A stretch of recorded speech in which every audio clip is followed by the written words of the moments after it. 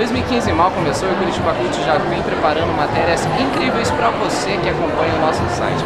Para começar, a gente entrevista a cantora Thier, que vem a Curitiba lançar seu novo CD Esmeraldas, a convite da Rádio Lumen e do Shopping Curitiba no projeto Trajeto Lumen. Confira.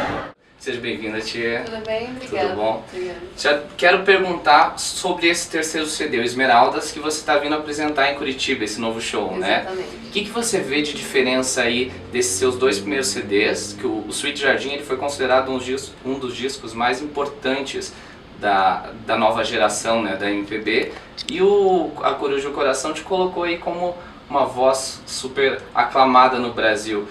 O que você vê aí de diferença de lá pra cá? O terceiro disco é um disco já, acho que mais maduro, já mais eufórico, assim, mais cheio de informação. As letras ainda são letras autobiográficas e cotidiânicas, assim, elas contam do meu cotidiano, mas elas já não são tão... não só o amor, também tem o desamor, tem um lado já um pouco mais amargo. É um disco muito mais visceral e com talvez um pouquinho mais de falta de paciência, assim, um pouco mais nervoso, assim. Claro que a minha voz é doce, então eu falo que é um disco de rock para os meus padrões, né? Não é um disco de rock. Mas pra minha história eu acho ele um disco muito mais pra fora, pulsante. Eu que comecei sozinha, cumprindo o Profeta, a banda era eu e ele. Hoje em dia eu tenho mais 5 músicos, tenho um monte de instrumentos, a gente troca de instrumento. Ao vivo é bem mais pesado. Ao vivo é bem mais pesado, então tudo isso acho que está impresso no disco e é um reflexo também do momento que eu passo e dessas coisas todas que eu vivo. E por que 3 anos entre A Coruja do Coração e o lançamento desse, assim, com uma certa pressão ali, de lançar um disco super bom? Na verdade eu demorei para fazer esse terceiro por falta de criatividade mesmo, não conseguia compor muito. Fui fazer outras coisas e fiquei um pouco parada mesmo, sem saber muito como lidar. E a pressão interna minha era que ou eu fazia um terceiro disco bombástico pra minha pessoa, ou era melhor eu não fazer nada. Porque eu sempre procuro fazer discos pra mim e não pro público, porque é muito difícil você agradar todo mundo. Então não dá pra você tentar fazer pra agradar o outro, assim, eu acredito nisso, você tentar fazer para se agradar e ficar muito satisfeita com aquilo. Então, a minha procura era essa, era realmente ficar muito feliz com esse terceiro trabalho. Que eu consegui isso, graças a Deus. É um disco que eu chorei muitas vezes ao longo do processo. Eu tive a chance de trabalhar com 2 produtores incríveis e bem diferentes ao mesmo tempo. O Adriano Sintra, né, em São Paulo, que é um cara totalmente do pop, ousado. Uma pegada bem alternativa e nova, bem alternativa, ousado, cheio de ideias novas. E depois a gente foi para Nova York e complementou com o Jesse Harris, que é um cara mais sofisticado e com ideias finas, que colocou a gente em contato com músicos excelentes. Então a gente pôde gravar as cordas, os sopros, metais, com músicos assim incríveis em Nova York, o que foi um presente. O André Wung, que é o meu grande parceiro do disco, a gente fez quase todas as composições juntos, e ele que escreveu os arranjos dessas cordas e desses sopros. Então foi tudo muito amarrado e parcerias muito boas, assim. Foi quase feito a 6 mãos, mais as minhas mãos, então um monte de mão tocando e arranjando, tendo ideia. Então foi um disco a muitas mãos e eu acho que esse liquidificador também está muito impresso, assim.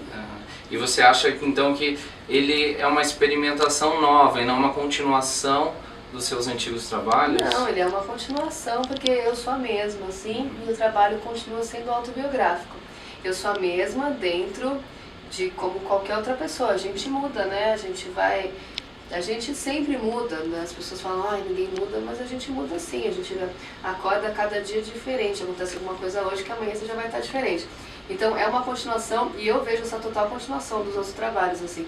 Mas não tinha como ser o mesmo disco do Sweet Jardim e nem A Coruja do Coração. O Sweet Jardim era um disco bem ingênuo, cru, intimista.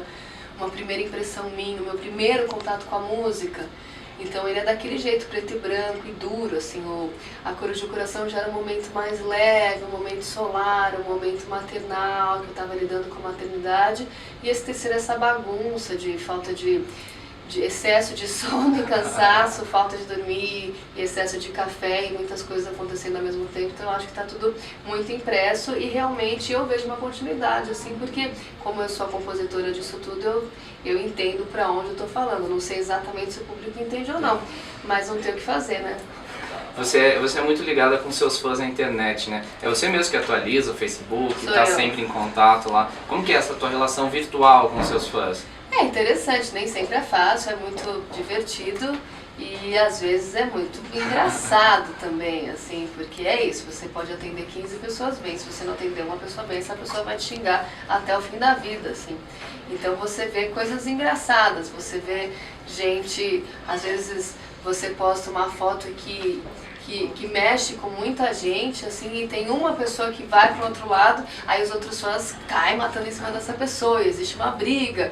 Então as pessoas ficam muito sensíveis na internet também. E também tem perguntas bizarras. Outro dia me perguntaram no Facebook, tia, tem uma pergunta muito séria pra fazer, você prefere queijo ou presunto? E eu fiquei rindo e fiquei com a minha produtora lá em São Paulo, falei, o que eu respondo? Aí eu falei, eu falei, não, só se você me responder se você prefere mortadela ou peito de peru, eu não entendi. Eu falei, será que eu vou ganhar um misto quente de presente?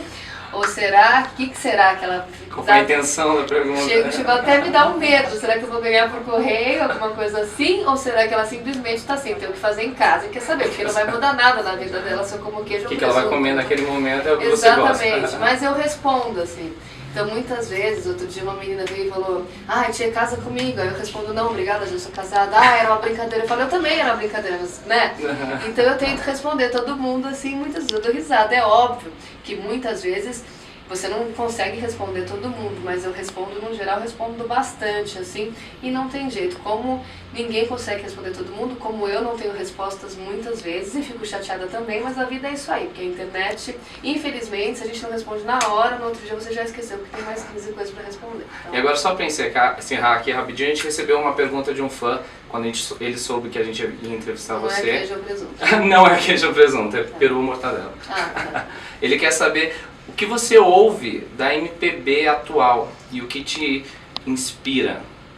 É o Elvis de Moraes, aqui de Curitiba. Tá, o que eu escuto da MPB atual, eu escuto muito Léo Cavalcante, posso falar. Tenho escutado muito o Léo, é um amigo meu e lançou esse disco, Despertador, que é bem forte assim e me emociono com ele. Então o que eu tenho escutado da MPB atual é Léo Cavalcante. Certo, obrigado, Bom, tia, pela entrevista. Se não tocou é só problema meu. Nem sempre a gente acerta em tudo.